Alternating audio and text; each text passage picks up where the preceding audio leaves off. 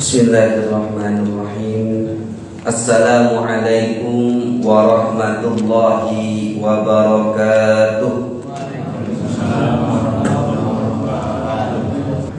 Bismillahirrahmanirrahim. Kita lanjutkan kajian kita Ghazwah Bani Mustalik min Khuza'ah.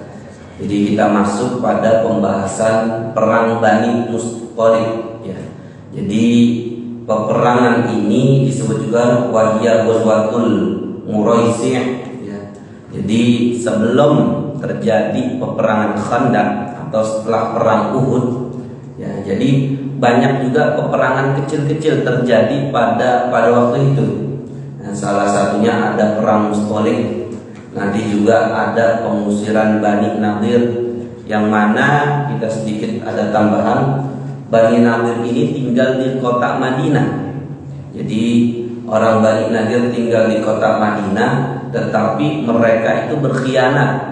Mereka berkhianat kepada Rasulullah. Bahkan ya, rahasia peperangan yang Rasulullah akan terapkan dalam taktik peperangan dibongkar sama suku Bani Nadir ini, sehingga diusirlah orang-orang suku Bani Nadir juga pada waktu itu. Jadi peperangan terjadi, peperangan kecil-kecilan. Jadi banyak sekali terjadi peperangan kecil-kecilan, yang mana pada waktu perang Uhud ya, ketika pada waktu itu juga ada Amrul Asad ya, terjadi setelah perang Uhud, yang mana Rasulullah mencoba menyerang kembali ya, dan akhirnya dari kota Mekah tidak ada yang berani untuk hadir perang melawan pasukan Rasulullah, sehingga bisa dikatakan pada waktu itu pada Amrul Asad juga Rasulullah menang ya, karena pada waktu itu ya, orang-orang di perang pasukan Uhud tidak berani meladeni karena takut nanti mereka udah menganggap diri mereka menang dan mereka kalah pada waktu itu. Karena pada perang Amrul Asad itu 1 hari setelah perang Uhud. Jadi orang-orangnya masih dalam keadaan luka, tapi semangatnya begitu menggebu-gebu. Jadi pasukan Abu Sufyan pada waktu itu juga takut. Ya, jadi terjadi peperangan Amrul Asad, kemudian ada perang Bani Mustalik. Ya. Jadi ini salah satu peperangan yang akan menuju nanti pada perang Khandaq. Nah, jadi memang perang Bani Mustalik ini bisa dikatakan juga Ghazwah Al-Muraisi, ya, di mana pada waktu ini terjadi pada tahun 4 Hijriah. Ada yang juga mengatakan 5 Hijriah ya, min Sya'ban, pada bulan Sya'ban. Jadi terjadinya perang Mustalik ini ada yang mengatakan pada tahun 4 Hijriah, dan juga ada yang mengatakan 5 Hijriah, ada juga yang mengatakan 6 Hijriah. Cuma ini ulama berbeda pendapat. Jadi kalau memang terjadinya pada 6 Hijriah, tetapi ada sahabat Sa'ad bin Mu'az pada waktu itu belum meninggal, yang mana sahabat Sa'ad bin Mu'az pada waktu itu ikut perang pada perang Khandaq. Jadi kemungkinan besar menurut ulama Ibnu Hajar Al-Asqalani mengatakan bahwasanya terjadinya adalah pada tahun 5 Hijriah, dan tentunya sebelum ya, perang Khandaq dimulai, yaitu pada bulan Sya'ban. Nah, jadi namanya Ghazwah Bani Mustalik. Ya, mungkin udah ada yang pernah baca ataupun masih baru dengar ya, perang apa nih. Jadi memang setelah perang Uhud ada perang kecil-kecil. Jadi mungkin yang sering dibahas itu rata-rata perang-perang besar ya, perang-perang besar yang di zaman Rasulullah. Tapi ada perang-perang kecil juga Rasulullah lakukan, yang pada waktu itu dipimpin langsung oleh Rasulullah ya. Jadi dipimpin langsung pasukannya sama Rasulullah, yang mana pada waktu itu ya, Ghazwah Bani Mustalik ini letaknya adalah berdekatan dengan kota Mekah. Nah, jadi Bani Mustalik ini adalah dipimpin dari keluarga Bani Mustalik. Ya, misalnya dari keluarga Bani Isa, misalnya ada keluarga Bani Daud. Ya, jadi dari keturunan dari Bani Mustalik itu punya keturunan banyak. Akhirnya dia membuat kelompok, dan akhirnya mereka juga ikut dalam peperangan Uhud. Ya, jadi karena mereka juga ikut dalam perang Uhud, mereka merasa ingin perang melawan Rasulullah juga. Yang mana pada waktu itu pada tahun ke-5 Hijriah ya, pada perang Bani Mustalik ini keturunannya itu pengen perang lawan Rasulullah. Dan singkat cerita ya, terdengar kabar bahwasanya kota Madinah mau diserang sama orang Bani Mustalik ya, pengen diserang, dan Rasulullah mendapatkan kabar. Kemudian Rasulullah juga mengutus ya, mengutus sahabatnya untuk mengetahui keadaan benarkah ya kota Madinah akan diserang. Jadi Rasulullah mengutus sahabat untuk pergi ke sana, ya, dicari tahu kabar apakah benar pengen diserang. Ya, jadi diutus sahabat ke sana, dan kemudian sudah sampai di sana, perang Bani Mustalik ini dipimpin oleh siapa? Ya, dipimpin oleh Harith, ya. Jadi jadi sahabat Haris ini memimpin dalam perang Mustalik, yang mana dalam perang Mustalik ini dipimpin oleh pasukan dari sahabat pemimpin komandonya itu adalah Haris, ya, Al Harith. Ya, jadi dia punya anak namanya Juwairiyah bintul Harith. Jadi ini salah satu pemimpin yang melakukan perang kepada Rasulullah.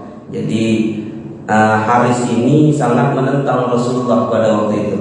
Jadi dia punya anak juga namanya Juwairiyah bintul Harith. Ya, jadi nanti ini menjadi istri Rasulullah. Ya, jadi ini juga menjadi istri Rasulullah yang pada waktu itu yang mana kalah perang. Ya, jadi nanti kita akan bahas. Jadi Rasulullah pada waktu itu akan menikah juga. Jadi ketika itu dipimpin oleh Haris pada Bani Mustalik ini, ya, ketika dipimpin oleh Haris juga sudah melakukan ngumpul dengan para suku-suku, ya.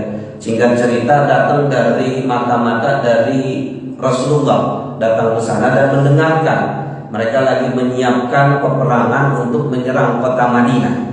Ketika sudah tahu, sahabat ini langsung memberikan kabar kepada Rasulullah bahwa benar adanya kota Madinah akan diserang oleh dari Bani Mustalik ini yang dipimpin oleh Harith. Ya, dari situlah kemudian Rasulullah membuat pasukan dengan para sahabatnya sekitar 700, ya, sekitar 700 orang dari Rasulullah, dan kemudian 30 orang itu dari kawanan berkuda. Ya, jadi sekitar ada 700 pasukan dari Rasulullah dan 30-nya itu yang berkuda. Berkita sekitar 600, ya, 670-an pasukan yang tanpa kuda. Nah, dari sini pasukan Rasulullah sudah siap berjalan menuju kota dari kaum Bani Mustalik ini. Di tengah perjalanan ada seseorang jasus, ya, seorang mata-mata dari Bani Mustalik yang diutus oleh Harith. Ya, jadi diutus sama Harith ini untuk mengetahui pasukan Rasulullah. Tetapi pasukan Rasulullah lebih dahulu, ya, karena tahu ada mau diserang, Rasulullah tidak tinggal diam, langsung menyiapkan 700 pasukannya untuk berangkat. Jadi langsung gercep ceritanya, langsung gercep, dan kemudian ada mata-matanya mengetahui pasukan Rasulullah, dan dari situlah mata-mata ini langsung ditangkap dan kemudian dibunuh. Karena pada waktu ditangkapnya mata-matanya ini, ya, tidak mau ketika ditanya apakah benar pasukan dari kota Bani Mustalik ingin menyerang, tidak dijawab. Dengan jumlah pasukan berapa tidak dijawab, sehingga rahasia dari Bani Mustalik ini nggak dibongkar sama mata-mata ini, sehingga langsung dibunuh. Dan langsung dibunuh, ya, mata-matanya ini, dan kemudian terdengar dari Bani Mustalik ini, dan kemudian mereka juga merasa ketakutan. Ternyata mata-matanya pun dibunuh sama sama pasukan Rasulullah. Ya, dari situlah Ghazwa Mustalik, kemudian baru dari pasukan Harith kemudian menuju daerah Mustalik yang mana dekat dengan kota Mekah. Ya, ini dekat dengan kota Mekah, dan pada waktu itu pasukan Islam dengan izin Allah yang dipimpin dikomandoi sama Rasulullah bisa memenangkan. Jadi tidak butuh lama, ya, untuk memenangkan ini. Dengan izin Allah bisa mengalahkan dari pasukan Bani Mustalik yang dipimpin oleh Harith, dan pada waktu itu banyak yang mati, dan salah satunya ada yang masih selamat. Ya, jadi ada yang masih selamat pada waktu itu adalah ketika pasukannya masih selamat ataupun para wanitanya masih selamat, maka dia akan menjadi budak. Ya, jadi salah satunya yang menjadi budak adalah istri Rasulullah, Juwairiyah bintul Harith. Ya, jadi Juwairiyah bintul Harith bin Abi Dirar. Jadi Sayyid kaum ini, ya bapaknya Juwairiyah ini adalah pemimpin dari Bani Mustalik. Dia punya anak, ya Juwairiyah, punya anak yang mana ketika dalam kekalahan peperangan, ya, pasti terdapat hasil yang dapat diambil oleh kaum muslimin. Salah satunya mungkin pakaian perangnya, pedangnya, ya, alat kudanya, dan semuanya dah. Kendaraan-kendaraan yang dipakai pasukan musuh bisa diambil. Dan tentunya ketika seseorang tersebut ya tidak kuat ngapa-ngapain, maka dia akan menjadi tawanan perang. Ya, baik itu laki-laki ataupun perempuan. Salah satunya ada Juwairiyah bintul Harith. Ya, ini anaknya dari pemimpin Bani Mustalik, ya, bin Abi Dirar. Ya, jadi dia salah satu anaknya. Kemudian dia menjadi tawanan, ya, menjadi tawanan salah satu sahabat Rasulullah. Ya, sahabat Rasulullah Sabit, yang mana pada waktu itu dibagi-bagi tuh, ya, dibagi-bagi hasil ghanimah, hasil peperangan. Jadi ketika Rasulullah sudah mendapatkan hasil ghanimah peperangan, dikumpulkan semua tuh hasilnya, kemudian dibagi-bagiin. Ya, salah satunya sahabat yang memakai kuda, maka dia bisa mendapat 2 bagian lebih banyak ketimbang sahabat yang tidak memiliki kuda. Ya, biasanya kalau seorang punya kuda berarti bagiannya bisa lebih banyak. Ya, kuda kan butuh makannya, butuh keahlian ketika dia menunggangi kuda dan lain sebagainya. Dia bisa mendapatkan saham dari ghanimah rampasan perang lebih banyak. Ya, berbeda dengan orang yang jalan kaki. Maka dari salah satu sahabat ini ada yang mendapatkan, ya, tawanan, yaitu Sabit, yang mana dia menawan dari anak dari pemimpin Bani Mustalik, yaitu Juwairiyah bintul Harith bin Abi Dirar. Dia menawan, ya, menjadi tawanan perang, sehingga pada waktu itu Juwairiyah ini minta kepada sahabat Sabit ini minta dimerdekakan, tapi dia akan membayar, ya, dia akan membayar dirinya agar bisa merdeka. Jadi ketika menjadi tawanan, maka tentunya dia pasti akan jadi budak dari salah satu kekalahan perang itu. Siapa sahabat yang akan memilikinya? Dan kemudian dia minta, saya minta bayar biar saya bisa merdeka. Dari sahabat Juwairiyah ini minta, dengan kemudian terjadi kesepakatan sekitar 9 awaqi, ya, 9 awaqi, atau bisa dikatakan satu uqiyah itu 40 dirham, 40 dirham, ya. Jadi satu uqiyahnya 40 dirham, dan satu dirhamnya sekitar 2,975 gram, ya, sekitar mungkin 3 gram, ya. Ya, kalau 1 gramnya kita hitung 1 juta, berarti 1 dirhamnya bisa sekitar 3 juta. Tinggal kalikan itu. Kalau 9 awaki sekitar 300, satu uqiyahnya sekitar 40, ya. Sekitar 40 kalau dikalikan 9 jadi 360 uqiyah. Tinggal dikalikan lagi 1 gramnya berapa. Nah, itu sekitar mungkin puluhan juta, bahkan ratusan juta mungkin harus dibayar.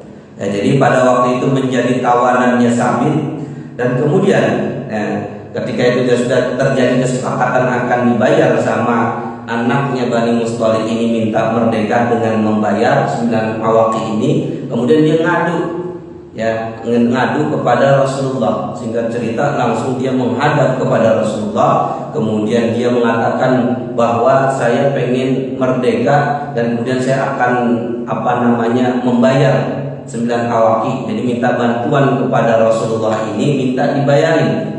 Kemudian Rasulullah menjawab, maukah saya kasih yang lebih baik dari itu? Saya akan bayarkan, tetapi dengan catatan kamu juga akan saya nikahi. Ya, jadi pada waktu itu Rasulullah menikahi Juwairiyah ini juga menjadi perintah dari Allah Subhanahu wa taala. Jadi Rasulullah menikahi Juwairiyah tidak semata-mata nafsunya untuk memiliki nafsu semata, enggak, tetapi memang sudah diperintahkan oleh Allah. Jadi Juwairiyah bintul Harith ini termasuk wanita yang cantik, anaknya kepala ketua komandan Bani Mustalik. Tentunya dia cantik dan cerdas pula, dan kemudian dinikahi sama Rasulullah. Dan ketika itu terjadi kesepakatan bahwasanya yaudah saya merdekakan dan saya yang bayar, dan kemudian kamu saya nikahi. Dan kemudian sudah terjadi kesepakatan dan kemudian dinikahi. Dan dari nikah tersebut, karena banyak tawanan perang, ya, banyak tawanan perang yang dimiliki oleh sahabat dan kemudian banyak dari keluarganya Juwairiyah. Ya, jadi banyak yang jadi budak-budaknya sahabat-sahabat Rasulullah. Ada yang dari pamannya Juwairiyah, kemudian ada yang mungkin dari keluarga-keluarganya, omnya dan lain sebagainya. Dan kemudian pada waktu itu sahabat merasa gak enak dengan Rasulullah menikah dengan Juwairiyah. Tentunya mungkin ipar-iparnya, om-omnya dari keluarga Juwairiyah ikut dimerdekakan juga. Dengan Rasulullah menikah dengan Ummul Mukminin Juwairiyah ini, kemudian sahabat-sahabat juga merasa senang dan bahagia, dan tentunya sahabat juga akhirnya memerdekakan keluarga-keluarga Juwairiyah, bahkan sampai 100 orang dari kaum Bani Musthalib yang dimerdekakan oleh sahabat, dari sahabat-sahabat Rasulullah yang menjadi budak. Karena apa? Dia malu karena keluarga Juwairiyah ini masa menjadi tawanan, menjadi budak, sehingga dimerdekakan semua. Dan ini menjadi, kemudian Aisyah mengatakan tidak ada yang pernah menikah yang lebih baik kecuali Juwairiyah, karena dengan pernikahan Juwairiyah dengan Rasulullah akhirnya bisa memberikan kemerdekaan kepada para budak-budak sekitar 100 orang, dan banyak dari situ banyak yang masuk Islam. Dari kaum Bani Musthalib juga akhirnya banyak yang masuk Islam dan mengikut kepada ajaran Rasulullah SAW. Hadirin jamaah yang dirahmati oleh Allah Subhanahu wa taala. Ini salah satu kisah dari perang Bani Musthalib yang mana Rasulullah bisa memenangkan dalam peperangan, kemudian banyak mendapat rampasan, salah satunya bisa mendapatkan tawanan budak-budaknya, dan kemudian juga terjadi pada waktu itu terjadi fitnah, dan tentunya fitnah ini dimulai dari sahabat Abdullah bin Ubay bin Salul. Ini salah satu sahabat dari kaum Ansor, tetapi dia termasuk golongan munafik. Dia orang munafik yang mana dia pada waktu itu nggak senang sama Rasulullah, tetapi pada waktu perang Bani Musthalib ikut andil melakukan membantu bersama Rasulullah. Tapi terkadang dia suka membuat fitnah hoax, suka memberikan fitnah-fitnah sehingga membuat kota Madinah itu biar terjadi kehancuran. Salah satunya ketika dalam perang Bani Musthalib yang sudah dimenangkan oleh pasukan Rasulullah, kemudian para sahabat masih beristirahat di sebuah khaimah, sebuah tempat yang mana pada waktu itu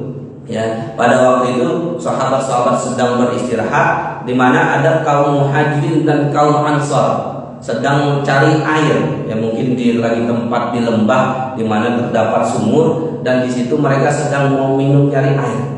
Singkat cerita, dari kalangan sahabat Muhajirin dan Ansar lagi berantem, mungkin rebutan, bahkan mungkin saling tendang. Ketika kita mendapatkan suatu air di daerah yang panas, mungkin banyak sahabat yang rebutan.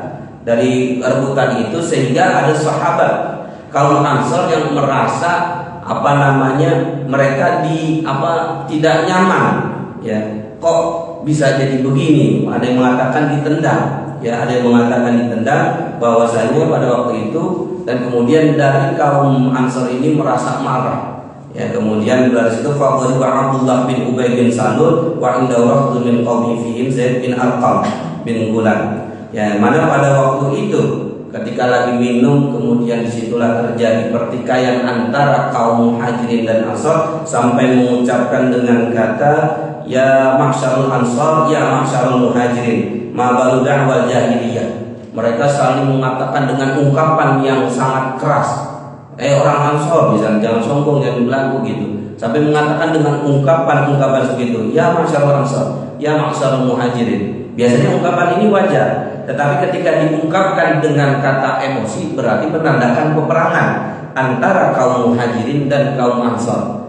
Ketika pada waktu itu tinggal di suatu tempat yang sama, yaitu kota Madinah, apalagi sedang perang, kemudian berhenti di sebuah lembah mencari air, terjadi pertikaian, kemudian mereka saling mengungkapkan dengan kata-kata yang tinggi, kemudian faqala Abdullah bin Ubay bin Salul. Kemudian dari kaum Ansar ini ada Abdullah bin Ubay bin Salul, sahabat Rasulullah, KTP-nya mungkin bisa dikatakan Islam, tetapi dia pada hakikatnya munafik. Zahirnya memang bisa kelihatan Islam, tetapi pada hakikatnya terkadang pengen memusuhi Rasulullah. Ya karena apa? Abdullah bin Ubay bin Salul ini adalah salah satu sahabat yang ikut kadang. Ya ketika itu sholat ikut, kemudian ketika perang ikut, tetapi kadang cari buat masalah juga.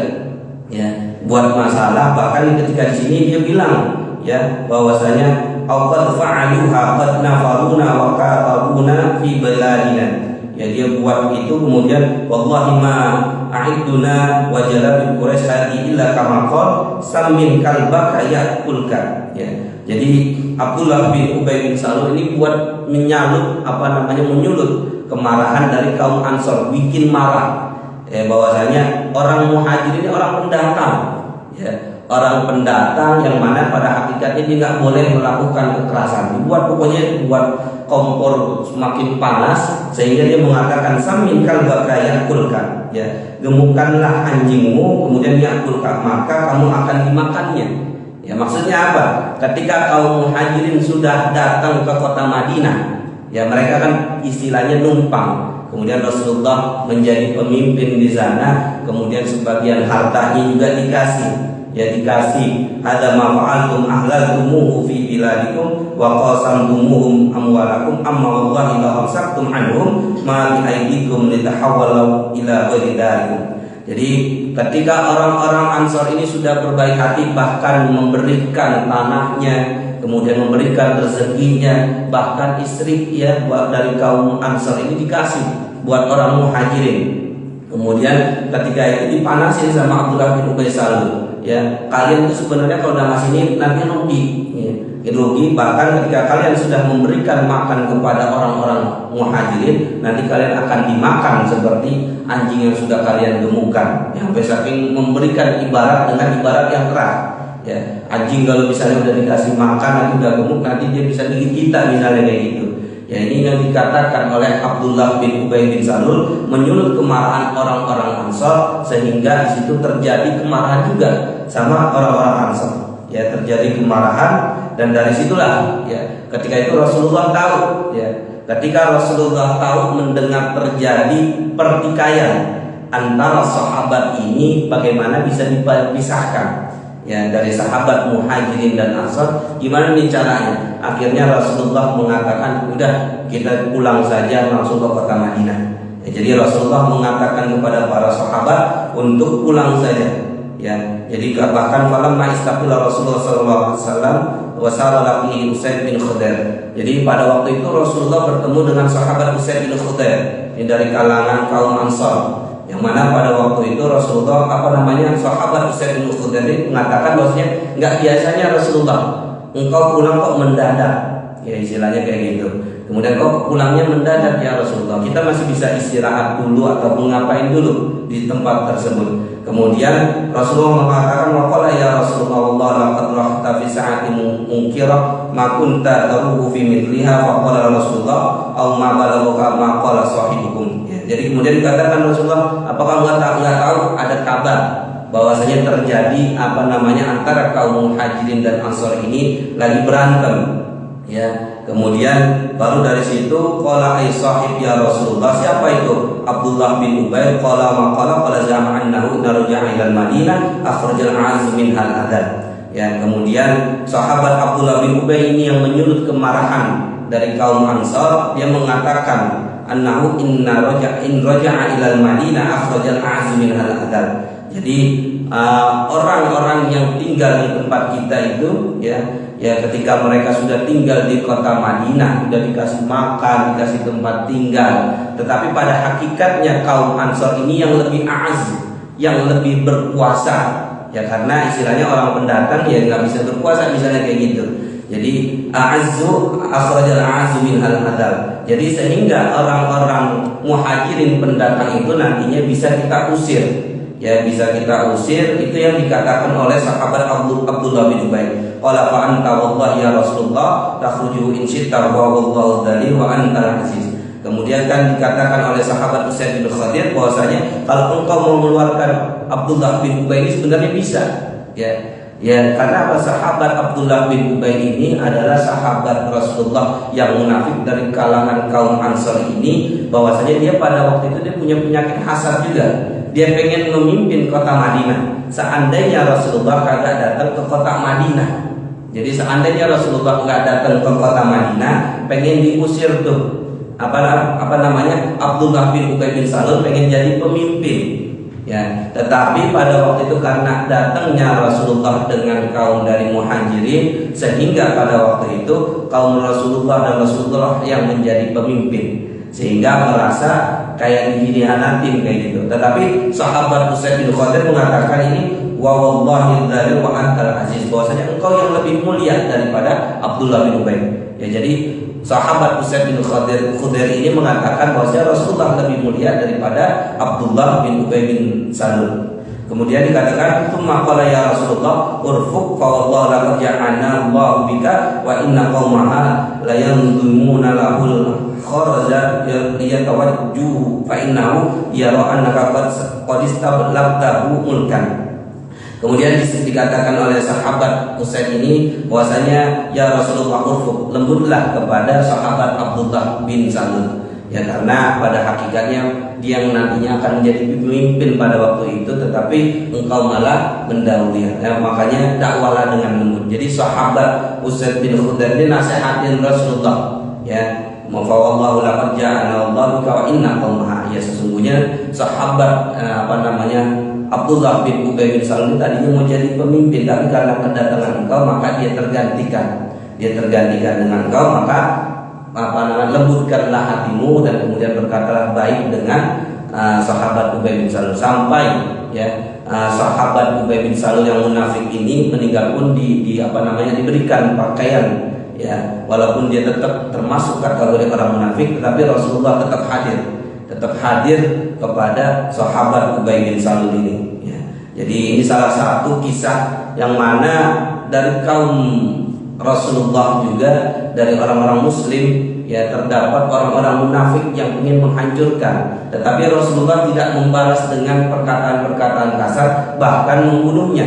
Ya, jadi Rasulullah pun tidak mengatakan seperti itu, bahkan sahabat pun mengatakan, ya, sahabat Umar ketika tahu kabar kayak gini pengen udah bunuh aja itu. Ya, sahabat Abdullah bin Ubay bin Salul bunuh aja. Tapi Rasulullah bilang udah, jangan dulu, ntar dulu. Ya, bahwasanya nanti bisa jadi Allah memberikan hidayah, dan tentunya juga Allah belum memberikan hidayah pada waktu itu. Tetapi Rasulullah tetap dakwah dengan baik. Rasulullah dakwahnya dengan bagaimana dia mengajarkan kepada umatnya agar bisa menjadi hamba Allah yang menjadi hamba yang benar-benar, dakwahnya dengan rahmatul lil alamin, bagaimana dengan rahmatnya, kasih sayangnya, dan tentunya ini menjadikan orang-orang Muslim, orang-orang kafir juga menjadi senang, ya, karena dakwahnya Rasulullah bukan murni karena peperangan semata. Ya, Rasulullah mengadakan peperangan karena pengen diserang. Ya, jadi Rasulullah mengadakan peperangan karena memang sudah diperintah sama Allah. Ya, daripada kita defense saja, nahan saja, tetapi sebagai seorang mukmin muslim yang kuat, maka ketika kita akan diserang kita juga bisa membalasnya. Tentunya dengan syariat-syariat koridor Islam. Ya, jadi kita dengan syariat koridor Islam dan tidak keluar dari syariat-syariat koridor Islam yang sudah diajarkan oleh Rasulullah, dan tentunya juga melalui firman-firman Allah Subhanahu wa taala. Hadirin jamaah yang dirahmati oleh Allah Subhanahu wa taala, kemudian juga terdapat kisah ifk.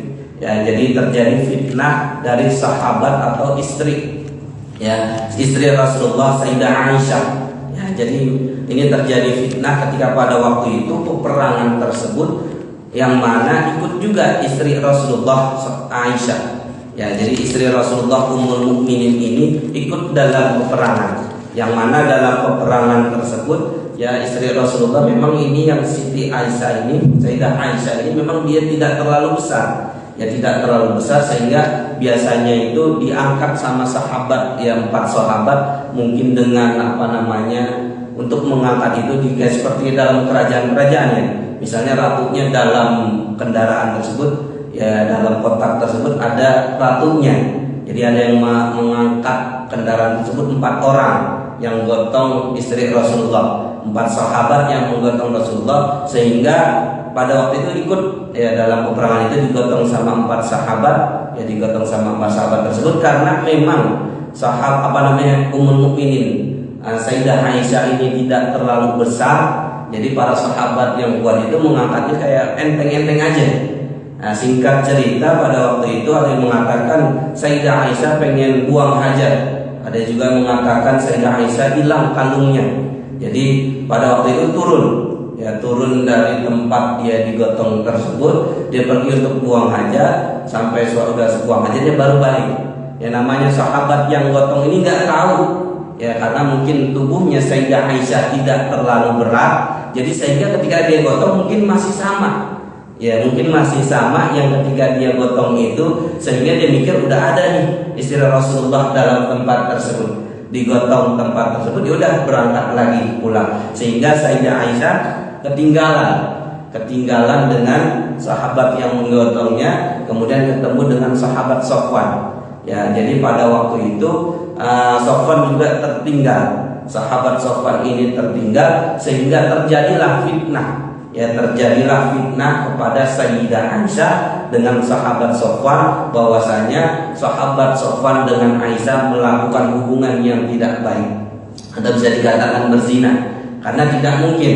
Yang menyulut lagi siapa? Sahabat Abdullah bin Ubay bin Salul, orang munafik dari kaum Ansar. Ya, jadi ini bisa dikategorikan sahabat karena apa? Dia bertemu sama Rasulullah, tetapi pada hakikat hatinya dia tidak mengikuti ajaran Rasulullah dengan benar. Tetapi zahirnya aja dia Islam, tetapi pada hakikatnya tidak taat kepada Rasul dan Allahnya. Dia buat menyulut lagi bahwasanya tidak mungkin ya Sayyidah Aisyah dengan sahabat Sofwan ketika dia berjalan berdua nggak ngapa-ngapain. Ya bahasanya begitu. Mungkin dalam kata dari Abdullah bin Ubay bin Salul ini, dia mengatakan gak zina, tapi dia bilang gak mungkin dua orang laki-laki dan wanita jalan bareng gak ngelakuin apa-apa, sehingga berita tersebut tersebar di kalangan para sahabat. Kemudian Rasulullah juga mengetahuinya, akhirnya menanyakan apakah benar ini terjadi dengan Sayyidah Aisyah dan sahabat Sofwan. Kemudian bahkan dari situ Aisyah mengatakan, ya istilahnya Aisyah mengatakan, dia membentengi diri bahwa saya memang benar nggak melakukan apa-apa. Sehingga apakah engkau nggak percaya apa yang saya katakan ya Rasulullah? Ya jadi Rasulullah mengatakan, jika engkau benar ya sudah, tapi jika engkau melakukan kesalahan maka bertobatlah. Jadi mungkin ada kata-kata bertobatlah, minta ampunlah kepada Allah. Mungkin dari situ Sayyidah Aisyah merasa kecewa, mungkin Rasulullah nggak percaya nih sama saya.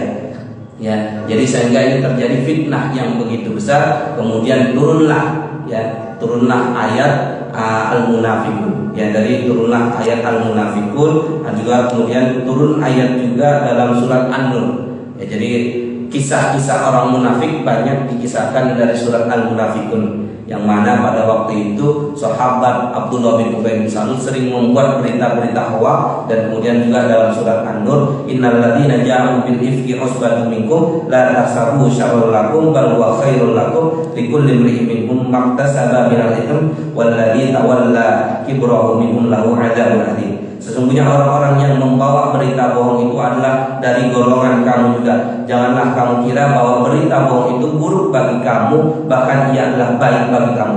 Tiap-tiap seseorang dari mereka mendapat balasan dari dosa yang dikerjakannya. Kemudian, dan siapa di antara mereka yang mengambil bagian yang terbesar dalam penyiaran berita bohong itu, baginya azab yang besar. Dari ayat ini jelas, ya.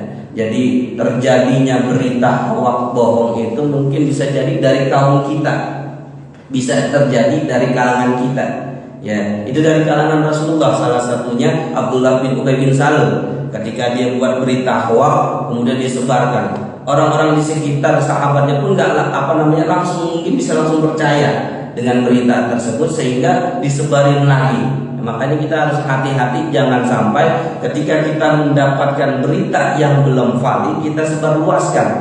Ya, apalagi ketika memang dia melakukan perzinahan, maka perlu adanya saksi 4. Ya, dalam Islam perlu adanya saksi 4, dan kita tidak bisa menuduh langsung. Ya, tidak bisa menuduh langsung orang tersebut berzina ataupun dan lain sebagainya, maka perlu adanya saksi apakah benar orang tersebut melakukan hal itu.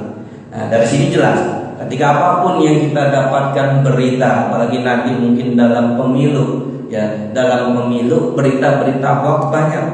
Ketika kita menyebarkan, kita nggak senang sama si anu, kita sebarkan hoak-hoak kejelekannya. Yang mana pada hakikatnya jika memang itu benar, berarti kita sudah menyebarkan aib orang tersebut. Ya, hati-hati. Ya, makanya jangan sampai kita menyebarkan berita-berita hoak, ya, berita-berita ataupun berita benar, tetapi kita sebarkan aib orang tersebut sehingga bisa jadi menjadi dosa jariah. Dosa jariah yang kita lakukan, yang kita sebarkan, si anu misalnya melakukan hal-hal ini disebarkan luar, akhirnya orang-orang tahu. Dan kemudian kita sama aja mendapatkan dosa jariah dari orang-orang yang telah mengirim. Ya, jadi makanya hati-hati. Jangan sampai kita termasuk dalam golongan tersebut. Ketika kita sudah mendapatkan berita yang benar, kalau memang itu baik, kita siarkan, kita sampaikan. Tetapi kalau berita itu berupa aib, maka perlu hati-hati. Apakah aib ini perlu kita sampaikan di halayak ramai, ataupun cuma buat orang-orang keliling kita aja, ya, buat orang-orang di sekitar kita biar tahu nih, misalnya si anu gak baik, jangan pilih. Tapi jangan terlalu berlebihan dalam membuat sebuah cerita ataupun berita. Ya, biasanya itu kan menjadi makanan buat orang-orang wartawan. Ya, para wartawan itu membuat berita bagaimana semenarik mungkin sehingga orang bisa suka dengan berita tersebut. Nah, dari sinilah bahwasanya terjadinya fitnah sudah terjadi pada era Rasulullah yang begitu banyak. Sehingga pada waktu itu Rasulullah pun mendapatkan wahyu turun, sehingga Rasulullah dan sinilah mendapatkan petunjuk dari Allah Subhanahu wa taala. Hadirin jamaah yang dirahmati oleh Allah Subhanahu wa taala, itulah dari kajian sirah nabawiyah perang Bani Mustalik, yang mana dari perang Bani Mustalik ini dapat kita ambil pelajaran penting. Salah satunya adalah bagaimana Rasulullah memimpin, kemudian terjadi perpecahan dan Rasulullah bisa mengambil keputusan yang baik, ya, dari fitnah-fitnah itu, dan Rasulullah pun dapat menyelesaikan dengan baik ketika terjadi permasalahan-permasalahan di sekelilingnya.